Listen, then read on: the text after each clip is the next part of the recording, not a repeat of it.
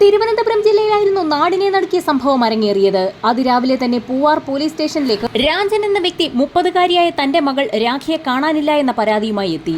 പരാതി വായിച്ചു നോക്കിയ പോലീസുകാർക്കാകട്ടെ എന്തോ ചില സംശയങ്ങൾ തോന്നി. കാരണം പെൺകുട്ടിയെ കാണാതായിട്ട് 1 മാസം പിന്നിട്ടിരിക്കുന്നു. എന്തുകൊണ്ടാണ് പരാതി നൽകാൻ ഇത്രയും താമസിച്ചതെന്ന് പോലീസുകാർ അയാളോട് ചോദിച്ചു. അപ്പോൾ അയാൾ പോലീസുകാരോട് പറഞ്ഞത് തന്റെ മകൾ രാഖി എറണാകുളത്ത് ഏഷ്യാനെറ്റ് കേബിൾ വിഷനിലാണ് വർക്ക് ചെയ്യുന്നത്. 1 മാസം മുൻപ് അവൾ വീട്ടിലെത്തുകയും 2 ദിവസം വീട്ടിൽ താമസിച്ച ശേഷം എറണാകുളത്തേക്ക് തിരികെ മടങ്ങിപ്പോകുന്ന വഴി തന്റെ ബേക്കറിയിലെത്തി ചില ബേക്കറി സാധനങ്ങളൊക്കെ വാങ്ങുകയും ചെയ്തിരുന്നു. അന്ന് അവിടെ നിന്നും എറണാകുളത്തേക്ക് പോയ മകൾ താൻ സുഖമായി എറണാകുളത്ത് എത്തിച്ചേർന്നു എന്ന് മെസ്സേജ് അയച്ചിരുന്നു.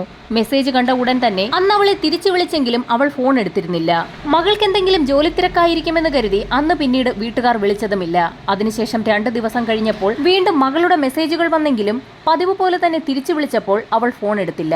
വീട്ടിൽ നിന്ന് ഫോൺ വിളിക്കുമ്പോൾ എടുക്കാൻ പറ്റാത്ത സാഹചര്യമുണ്ടായാൽ പിന്നീട് മകൾ തിരിച്ചു വിളിക്കുന്ന പതിവാണുള്ളത്.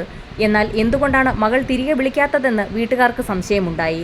എന്നാൽ മകളുടെ മെസ്സേജുകൾ ബന്ധുക്കൾക്ക് പതിവായി ലഭിക്കുന്നുണ്ടായിരുന്നു. അങ്ങനെയിരിക്കെ ഒരു ദിവസം രാഖിയുടെ വിവാഹം കൊല്ലത്തുള്ള സുധീഷുമായി കഴിഞ്ഞു എന്നൊരു മെസ്സേജ് കിട്ടി.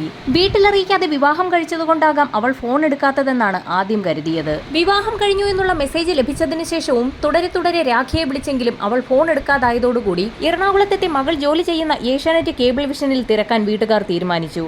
അങ്ങനെ രാഖിയുടെ അച്ഛൻ എറണാകുളത്തെത്തി അന്വേഷിച്ചപ്പോൾ 1 മാസം മുൻപ് നാട്ടിലേക്ക് അവധിയെടുത്തു പോയ രാഖി ഇതുവരെയും തിരിച്ചു വന്നില്ല എന്നുള്ള വിവരമാണ് ലഭിച്ചത്. ഇതേ തുടർന്നാണ് തങ്ങളുടെ മകളെ കാണാനില്ല എന്നുള്ള പരാതിയുമായി രാജൻ പൂവാർ പോലീസ് സ്റ്റേഷനിലെത്തിയത്. അങ്ങനെ പൂവാർ പോലീസ് സ്റ്റേഷനിൽ ഒരു മാൻ മിസ്സിംഗ് കേസ് രജിസ്റ്റർ ചെയ്യുകയും പോലീസ് സംഘം അന്വേഷണം ആരംഭിക്കുകയും ചെയ്തു. ആദ്യഘട്ടത്തിൽ രാഖിയുടെ മൊബൈൽ നമ്പർ കേന്ദ്രീകരിച്ച് ഒരു അന്വേഷണം നടത്താൻ പോലീസ് തീരുമാനിച്ചു. രാഖിയുടെ മൊബൈൽ നമ്പറിലേക്ക് വിളിച്ചു നോക്കിയപ്പോൾ അത് സ്വിച്ച് ഓഫ് ആയിരുന്നു. മൊബൈൽ നമ്പർ കേന്ദ്രീകരിച്ച് കൂടുതൽ വിവരങ്ങൾ ശേഖരിക്കുന്നതിന്റെ ഭാഗമായി രാഖിയുടെ മൊബൈൽ നമ്പർ സൈബർ സെല്ലിന് കൈമാറി. അങ്ങനെ ഏതാനും ദിവസങ്ങൾക്ക് ശേഷം സൈബർ സെല്ലിൽ നിന്നും പൂവാർ പോലീസ് സ്റ്റേഷനിലേക്ക് ഒരു ഫോൺ കോൾ എത്തി. രാഖിയുടെ മൊബൈലുമായി ബന്ധപ്പെട്ട് ചില വിവരങ്ങൾ ലഭിച്ചിരിക്കുകയാണ്. രാഖിയുടെ മൊബൈൽ നമ്പർ കഴിഞ്ഞ 1 മാസമായി ആക്റ്റീവാണ്. തിരുവനന്തപുരം നെയ്യാറ്റിൻകരയിൽ നിന്നും എറണാകുളത്തേക്കാണ് രാഖി ആദ്യം പോയിരിക്കുന്നത്. അവിടെ നിന്നും ഗുരുവായൂർ ഭാഗത്തേക്ക് പോയതായി മൊബൈൽ ടവർ കേന്ദ്രീകരിച്ചുള്ള അന്വേഷണത്തിൽ വ്യക്തമായി. ഇതോടൊപ്പം തന്നെ വളരെ നിർണായകമായ ഒരു വിവരം കൂടി സൈബർ സെല്ലിന്റെ ഭാഗത്തു നിന്നും പോലീസിന് ലഭിച്ചു. കഴിഞ്ഞ 1 മാസം നിരവധി കോളുകളാണ് രാഖിയുടെ മൊബൈൽ നമ്പറിലേക്ക് വന്നിരിക്കുന്നത്. എന്നാൽ അതിൽ ഒരു കോൾ പോലും രാഖി അറ്റൻഡ് ചെയ്തിട്ടില്ല. എന്നാൽ രാഖിയുടെ ഫോണിലേക്ക് വന്ന നിരവധി കോളുകളിൽ ഏതാനും ചില നമ്പറുകളിലേക്ക് രാഖി തിരിച്ചു വിളിച്ചിട്ടുണ്ട്. എന്നാൽ ആ കോളുകളൊക്കെ അറ്റൻഡ് ചെയ്യുന്നതിന് മുൻപ് തന്നെ കട്ടാക്കിയിരിക്കുകയാണ്. എന്നാൽ രാഖിയുടെ ഫോണിൽ നിന്നും വീട്ടുകാർക്കും ബന്ധുക്കൾക്കും മെസ്സേജുകളൊക്കെ വന്നിട്ടുണ്ട്. രാഖി യാത്ര ചെയ്തിരിക്കുന്ന വിവിധ മേഖലകളിലെ ടവർ ലൊക്കേഷനുകളിൽ നിന്നാണ് മെസ്സേജുകൾ വന്നിട്ടുള്ളത്. ഇതോടൊപ്പം തന്നെ ഒരു സുപ്രധാന വിവരം കൂടി സൈബർ സെല്ലിന്റെ ഭാഗത്തു നിന്നും ലഭിച്ചു. ഏറ്റവും ഒടുവിലായി രാഖിയുടെ മൊബൈൽ നമ്പറിൽ നിന്ന് ലഭിച്ചിട്ടുള്ള മെസ്സേജുകളൊക്കെ തന്നെ മറ്റൊരു ഫോണിൽ നിന്നാണ് അയച്ചിട്ടുള്ളത്. അതായത് രാഖിയെ കാണാതാകുന്ന സമയത്ത് അവളുടെ കൈവശമുണ്ടായ മൊബൈലിൽ നിന്നും രാഖിയുടെ നമ്പറുള്ള സിം മറ്റൊരു ഫോണിലേക്ക് മാറ്റിയിട്ട് അതിൽ നിന്നാണ് മെസ്സേജുകൾ വന്നിരിക്കുന്നത്. പോലീസിന് ആകെ കൺഫ്യൂഷനായി. തിരുവനന്തപുരം നെയ്യാറ്റിൻകരയിൽ നിന്നും എറണാകുളത്തെ തന്റെ ജോലി സ്ഥലത്തേക്ക് പോയ രാഖി എന്തിന് മൊബൈൽ ഫോൺ മാറ്റണം? അത്തരത്തിൽ മാറ്റുകയാണെങ്കിൽ ആ വിവരം എന്തുകൊണ്ട് വീട്ടിൽ വിളിച്ചറിയിച്ചില്ല? രണ്ടാമത്തെ ഫോണിൽ നിന്നാണ് രാഖി നിരന്തരം മെസ്സേജ് അയക്കുന്നതെന്ന് മനസ്സിലാക്കിയ പോലീസ് സൈബർ സെല്ലുമായി ബന്ധപ്പെട്ട് കൂടുതൽ വിവരങ്ങൾ തിരക്കാൻ തീരുമാനിച്ചു. അങ്ങനെ രാഖിയുടെ ആദ്യത്തെ മൊബൈൽ ഫോൺ ഏത് ടവർ ലൊക്കേഷനിലാണ് അവസാനമായി വന്നതെന്ന് പോലീസ് അന്വേഷിച്ചപ്പോൾ അമ്പൂരി ടവർ ലൊക്കേഷനിലാണെന്ന് വ്യക്തമായി. അമ്പൂരി ടവർ ലൊക്കേഷന് കീഴിലെത്തിയ മൊബൈൽ ഫോൺ പിന്നീട് സ്വിച്ച് ഓഫ് ആവുകയായിരുന്നു. എന്നാൽ സ്വിച്ച് ഓഫ് ആകുന്നതിന് തൊട്ടു മുൻപായി ആ ഫോണിൽ നിന്നും ആരോട് രാഖി സംസാരിച്ചിട്ടുണ്ടെന്നുള്ള ഒരു നിർണായക വിവരം കൂടി പോലീസിന് ലഭിച്ചു. അവസാനമായി രാഖിയുടെ ഫോണിൽ നിന്നും സംസാരിച്ചിരിക്കുന്നത് അഖിൽ എന്ന വ്യക്തിയോടാണ്. അങ്ങനെ അഖിലിന്റെ ഫോൺ നമ്പറും പോലീസിന് ലഭിച്ചു. അമ്പൂരി ടവർ ലൊക്കേഷനിലെത്തിയപ്പോഴാണ് രാഖി ഉപയോഗിച്ചുകൊണ്ടിരുന്ന ഫോൺ സ്വിച്ച് ഓഫ് ആയത്. അതൊരു പക്ഷേ കേടായതാണെങ്കിൽ അമ്പൂരിയിലോ പരിസര പ്രദേശങ്ങളിലോ ഉള്ള ഏതെങ്കിലും മൊബൈൽ ഷോപ്പിൽ നിന്നും പുതിയൊരു ഫോൺ രാഖി വാങ്ങിച്ചേക്കാമെന്ന് പോലീസ് കരുതി. അങ്ങനെയെങ്കിൽ പരിസര പ്രദേശങ്ങളിലെ മൊബൈൽ കടകളുമായി ബന്ധപ്പെട്ട ഒരു അന്വേഷണം നടത്താൻ പോലീസ് ഒരു സംഘത്തെ അങ്ങോട്ടേക്ക് അയച്ചു. ഇതോടൊപ്പം തന്നെ രാഖിയുടെ ഫോണിലേക്ക് അവസാനമായി വിളിച്ച അഖിലിനെ കുറിച്ചും പോലീസ് അന്വേഷിച്ചു. അങ്ങനെ പോലീസ് സംഘം അഖിലിന്റെ മൊബൈൽ ഫോണിലേക്ക് വിളിച്ചപ്പോൾ തന്നെ ഫോൺ കണക്ട് ആവുകയും അഖിൽ കോൾ അറ്റൻഡ് ചെയ്യുകയും ചെയ്തു. വിളിക്കുന്നത് പൂവാർ പോലീസ് സ്റ്റേഷനിൽ നിന്നാണെന്നും രാഖിമോൾ എന്നൊരു വ്യക്തിയെ അറിയുമോ എന്നും പോലീസുകാർ അഖിലിനോട് ചോദിച്ചു. അപ്പോൾ തന്നെ അഖിൽ മറുപടിയും നൽകി. താൻ ലഡാക്ക് സൈന്യത്തിലാണ് ജോലി ചെയ്യുന്നത്. രാഖിമോളെ വളരെ വർഷങ്ങൾക്ക് മുൻപ് തന്നെ അറിയാം. വല്ലപ്പോഴുമൊക്കെ നാട്ടിൽ വരുമ്പോൾ കാണാറുണ്ട്. ഇത്തവണയും നാട്ടിൽ വന്നപ്പോൾ രാഖി നാട്ടിലുണ്ടോ എന്നറിയുന്നതിനാണ് അവളെ വിളിച്ചതെന്ന് വ്യക്തമാക്കി. രാഖിയെ എന്നാണ് അഖിൽ വിളിച്ചതെന്ന് പോലീസ് ചോദിച്ചപ്പോൾ 1 മാസം മുൻപാണ് അവളെ വിളിച്ചതെന്നും എന്നാൽ അവൾ നാട്ടിലില്ല, എറണാകുളത്തെ ജോലിസ്ഥലത്തേക്ക് പോവുകയാണെന്ന് പറഞ്ഞതുകൊണ്ട് രാഖിയെ പിന്നീട് കണ്ടിട്ടേയില്ല എന്ന് അഖിൽ പോലീസിനോട് പറഞ്ഞു. അതുമാത്രമല്ല, താൻ വീട് പണിയുടെ തിരക്കിലായതിനാൽ പിന്നീട് അവളെ കോൺടാക്ട് ചെയ്യാൻ കഴിഞ്ഞില്ല എന്നും അവൻ പോലീസിനോട് പറഞ്ഞു. ഇത്രയും പറഞ്ഞു നിർത്തിയപ്പോൾ അഖിൽ ഇപ്പോൾ എവിടെയാണുള്ളതെന്ന് പോലീസ് അന്വേഷിച്ചു. താൻ ലഡാക്ക് സൈന്യത്തിലാണ് ഉള്ളതെന്നും അവൻ വ്യക്തമാക്കി. അഖിൽ ഇത്രയൊക്കെ പറഞ്ഞെങ്കിലും അഖിലിന്റെ വീട്ടിലും പരിസരത്തും ഒരു അന്വേഷണം നടത്താൻ പോലീസ് തീരുമാനിച്ചു. അങ്ങനെ അഖിലിന്റെ അമ്പൂരിയിലെ വീട്ടിലേക്ക് പോലീസ് എത്തുകയും വിവരങ്ങൾ തിരക്കുകയും ചെയ്തു. എന്നാൽ അഖിൽ പറഞ്ഞ കാര്യങ്ങളൊക്കെ ശരിവെക്കുന്ന രീതിയിലായിരുന്നു വീട്ടുകാരുടെയും സംസാരം. രാഖിമോളെ കുറിച്ച് അഖിലിന്റെ വീട്ടിലും പരിസരത്തുള്ളവരോടും തിരക്കിയെങ്കിലും യാതൊരു വിവരവും ലഭിച്ചില്ല. തുടർന്ന് പോലീസ് സംഘം മൂന്നായി തിരിഞ്ഞ് സമഗ്രമായ ഒരു അന്വേഷണം ആരംഭിച്ചു. ഒരു സംഘം പോലീസുകാർ രാഖിയുടെ പുതിയ മൊബൈൽ നമ്പറിന്റെ IMEI നമ്പർ വെച്ച് കാട്ടാക്കടയിലും അമ്പൂരിലുമുള്ള മൊബൈൽ കടകൾ കയറിയിറങ്ങി പരിശോധിച്ചു. ഒരു സംഘം പോലീസുകാർ അമ്പൂരിലും പരിസര പ്രദേശങ്ങളിലുമുള്ള CCTV ദൃശ്യങ്ങൾ ശേഖരിച്ചു തുടങ്ങി. ഇതേസമയം തന്നെ മറ്റൊരു പോലീസ് സംഘം രാഖിയുടെ വീട്ടിലെത്തി രാഖിയുടെ കാമുകനായ സുധീഷിനെ കുറിച്ച് അന്വേഷിച്ചെങ്കിലും പരിസരത്ത് നിന്നോ വീട്ടിൽ നിന്നോ അങ്ങനെയൊരു വ്യക്തിയുമായി രാഖിക്ക് അടുപ്പമുള്ളതായി പറഞ്ഞു കേട്ടിട്ടില്ല എന്നുള്ള വിവരമാണ് ലഭിച്ചത്. ഈ സമയത്താണ് അഖിൽ എന്ന വ്യക്തിയെക്കുറിച്ച് രാഖി എപ്പോഴെങ്കിലും പറഞ്ഞിട്ടുണ്ടോ എന്ന് പോലീസ് അന്വേഷിച്ചത്. രാഖിക്കൊരു പയ്യനുമായി അടുപ്പമുണ്ടായിരുന്നു. എന്നാൽ അയാളുടെ പേര് സുധീഷ് എന്നല്ലായിരുന്നു എന്നാണ് പരിസരവാസികൾ പറഞ്ഞത്. അഖിൽ എന്ന പേര് അവൾ പറഞ്ഞു കേട്ടിട്ടുള്ളതായും ചിലർ മൊഴി നൽകി. ഈ സമയത്താണ് കാട്ടാക്കട മേഖലയിൽ മൊബൈൽ ഫോൺ കേന്ദ്രീകരിച്ച് അന്വേഷണം നടത്തുന്ന പോലീസ് സംഘത്തിന് ഒരു നിർണായക വിവരം ലഭിച്ചത്. നിലവിൽ രാഖിയുടെ മെസ്സേജുകൾ വന്നുകൊണ്ടിരിക്കുന്ന മൊബൈൽ ഫോൺ കാട്ടാക്കടയിലെ ഒരു കടയിൽ നിന്നും വാങ്ങിയതാണ്. അത് വാങ്ങിയ ആളിന്റെ അഡ്രസ്സും പോലീസിന് ലഭിച്ചു. അമ്പൂരി തട്ടാമുക്കിലുള്ള ആദർശാണ് ആ ഫോൺ വാങ്ങിയിരിക്കുന്നത്. ആദർശിനെ കുറിച്ചുള്ള അന്വേഷണത്തിനൊടുവിൽ അവൻ അഖിലിന്റെ സുഹൃത്താണെന്ന് മനസ്സിലായി. ഇതോടുകൂടി മറ്റൊരു വിവരവും പോലീസിന് ലഭിച്ചു. അഖിലിന്റെ ജ്യേഷ്ഠൻ രാഹുൽ മിസ്സിംഗ് ആണ്. ഒരുപക്ഷെ പട്ടാളക്കാരനായ അഖിലിനെ തിരക്കി അവരുടെ വീട്ടിലെത്തിയതുകൊണ്ടാവുമോ രാഹുൽ മിസ്സായതെന്ന് പോലീസിന് സംശയം തോന്നി. രാഹുൽ, അഖിൽ, ആദർശ്, രാഖിമോൾ ഇവർ തമ്മിൽ എന്തോ ചില കണക്ഷൻ ഉണ്ടെന്ന് പോലീസിന് വ്യക്തമായി. ഇതോടുകൂടി ആദ്യം തന്നെ കാട്ടാക്കടയിൽ നിന്ന് മൊബൈൽ ഫോൺ വാങ്ങിയ ആദർശിനെ ചോദ്യം ചെയ്യാൻ പോലീസുകാർ തീരുമാനിച്ചു. എന്നാൽ ആദർശിന്റെ വീട്ടിലെത്തിയ പോലീസുകാർ കണ്ടത് ഒരു സർജറിക്ക് ശേഷം വിശ്രമത്തിൽ കഴിയുന്ന ആദർശിനെയാണ്. ആദർശിനോട് പോലീസ് പതുക്കെ കാര്യങ്ങൾ ഓരോന്നായി ചോദിച്ചു തുടങ്ങി. കാട്ടാക്കടയിൽ നിന്നും വാങ്ങിച്ച മൊബൈൽ ഫോൺ എന്ത് ചെയ്തു എന്നായിരുന്നു ആദ്യത്തെ ചോദ്യം. ഇത് കേട്ട ഉടൻ തന്നെ ആദർശ് ആദ്യം നിഷേധിച്ചു. പിന്നീട് കാട്ടാക്കടയിൽ നിന്നും മൊബൈൽ ഫോൺ വാങ്ങി വീട്ടിലെത്തി നോക്കിയപ്പോൾ ആ ഫോൺ കാണാനില്ല എന്നും അതെങ്ങനെയോ തന്റെ കയ്യിൽ നിന്നും മിസ്സായി പോയെന്നും അവൻ പോലീസിനോട് പറഞ്ഞു. ചില വിവരങ്ങളൊക്കെ ചോദിച്ചറിയുന്നതിന് വേണ്ടി ആദർശ് തങ്ങൾക്കൊപ്പം പൂവാർ സ്റ്റേഷനിലേക്കൊന്ന് വരണമെന്ന് പോലീസുകാർ ആവശ്യപ്പെടുകയും ആദർശിനെ പോലീസ് ജീപ്പിൽ പൂവാർ സ്റ്റേഷനിലേക്ക് എത്തിക്കുകയും ചെയ്തു. ആദ്യഘട്ടത്തിൽ ധൈര്യം സംഭരിച്ചിരുന്ന ആദർശ് പോലീസിന്റെ ചോദ്യം ചെയ്യൽ ആരംഭിച്ചതോടുകൂടി പതറി തുടങ്ങി. പോലീസുകാർക്ക് മുൻപിൽ പിടിച്ചു നിൽക്കാനാവാതെ ആദർശ് ചില കാര്യങ്ങളൊക്കെ പറഞ്ഞു തുടങ്ങി. അഖിലും രാഖിമോളും തമ്മിൽ പരിചയത്തിലായിരുന്നു. ലഡാക്കിൽ സൈനികനായിരുന്ന അഖിലിന്റെ മൊബൈലിലേക്ക് ഒരു മിസ്ഡ് കോൾ വന്നതായിരുന്നു എല്ലാത്തിന്റെയും തുടക്കം. അങ്ങനെ അവർ പരസ്പരം പരിചയപ്പെടുകയും അടുപ്പത്തിലാവുകയും ചെയ്തു. 5 വർഷത്തെ പ്രണയത്തിനൊടുവിൽ രാഖിയുടെ നിർബന്ധപ്രകാരം എറണാകുളത്തുള്ള ഒരു ക്ഷേത്രത്തിൽ വെച്ച് അഖിൽ രാഖിമോളുടെ കഴുത്തിൽ താലി ചാർത്തുകയും പിന്നീട് അങ്ങോട്ട് അവർ ഭാര്യ ഭർത്താക്കന്മാരെ പോലെ കഴിഞ്ഞു വരികയും ചെയ്തു. രാഖിയുടെയും അഖിലിന്റെയും രഹസ്യ വിവാഹം കഴിഞ്ഞ വിവരം ഇരു വീട്ടുകാർക്കും അറിയുകയില്ലായിരുന്നു. അങ്ങനെ ഏതാനും നാളുകൾക്ക് ശേഷം അഖിലിന് അന്തിയൂർക്കോണത്തുള്ള ഒരു പെൺകുട്ടിയുമായി അടുപ്പമുണ്ടായി. അക്കാര്യം അഖിലിന്റെ വീട്ടുകാർ അറിയുകയും വീട്ടുകാർ തമ്മിൽ കൂടിയാലോചിച്ച് അഖിലിന്റെ വിവാഹ നിശ്ചയം അന്തിയൂർക്കോണത്തെ പെൺകുട്ടിയുമായി നടത്തുകയും ചെയ്തു. ശേഷം വിവാഹ നിശ്ചയത്തിന്റെ ഫോട്ടോസ് അഖിൽ തന്നെ തന്റെ ഫേസ്ബുക്കിൽ അപ്ലോഡ് ചെയ്തു. ഈ ഫോട്ടോസ് കണ്ട രാഖി ആകെ തകർന്നു. വിവരം ഉടൻ തന്നെ അഖിലിനെ വിളിച്ച് ചോദിക്കുകയും താൻ ഭാര്യയായി ഉള്ളപ്പോൾ മറ്റൊരു വിവാഹത്തിന് സമ്മതിക്കുകയില്ല എന്നും അവൾ അഖിലിനെ അറിയിച്ചു. എന്നാൽ അഖിൽ അപ്പോൾ അവളോട് പറഞ്ഞ മറുപടി തീർത്തും ഞെട്ടിക്കുന്നതായിരുന്നു.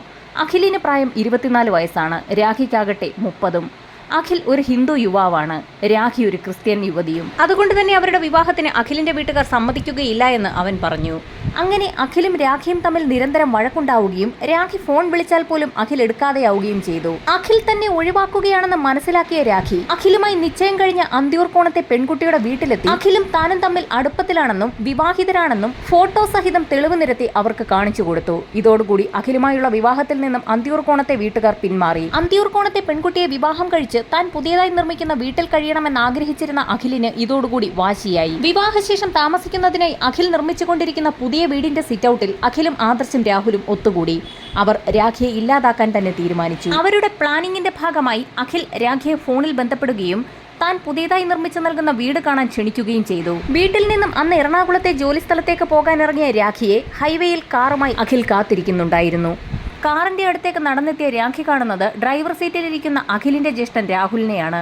അഖിൽ എവിടെയെന്ന് അന്വേഷിച്ചപ്പോൾ അവൻ പോകുന്ന വഴിയിൽ കാറിൽ കയറിക്കൊള്ളുമെന്ന് പറഞ്ഞു. ഇത് കേട്ട ഉടൻ തന്നെ രാഖി കാറിനുള്ളിലേക്ക് കയറി. രാഹുൽ പറഞ്ഞതുപോലെ തന്നെ അഖിൽ വഴിയിൽ കാത്തു നിൽക്കുന്നുണ്ടായിരുന്നു. കുറെ ദൂരം പിന്നിട്ടപ്പോൾ അഖിലും വഴിയിൽ നിന്ന് കാറിൽ കയറി. അഖിൽ പുതിയതായി വെക്കുന്ന വീട്ടിലേക്കാണ് അവരുടെ യാത്ര. യാത്രാമധ്യേ അഖിലിന്റെ ജ്യേഷ്ഠൻ രാഹുൽ അഖിലുമായുള്ള ബന്ധത്തിൽ നിന്നും രാഖി ഒഴിഞ്ഞു മാറണമെന്ന് ആവശ്യപ്പെട്ടു. ഇരുവരും തമ്മിലുള്ള പ്രായവ്യത്യാസവും മതവും ഒന്നും വീട്ടുകാർ അംഗീകരിക്കുകയില്ല എന്ന് അവൻ പറഞ്ഞെങ്കിലും ഇതൊക്കെ അറിഞ്ഞുകൊണ്ട് തന്നെയാണ് അഖിൽ തന്നെ ഇഷ്ടപ്പെട്ടതെന്നും ഇനിയും ഇതിൽ നിന്ന് പിന്മാറാൻ താൻ സമ്മതിക്കുകയില്ല എന്നും അവൾ പറഞ്ഞു. അങ്ങനെ കാറിനകത്ത് വെച്ച് നടക്കുന്ന തർക്കങ്ങൾക്കിടയിൽ അഖിൽ രാഖിയുടെ കഴുത്തിൽ പിടിമുറുക്കുകയും കഴുത്ത് ഞെരിക്കുകയും ചെയ്തു. അപ്പോഴേക്കും ഇരുട്ട് വ്യാപിച്ചിരുന്നു.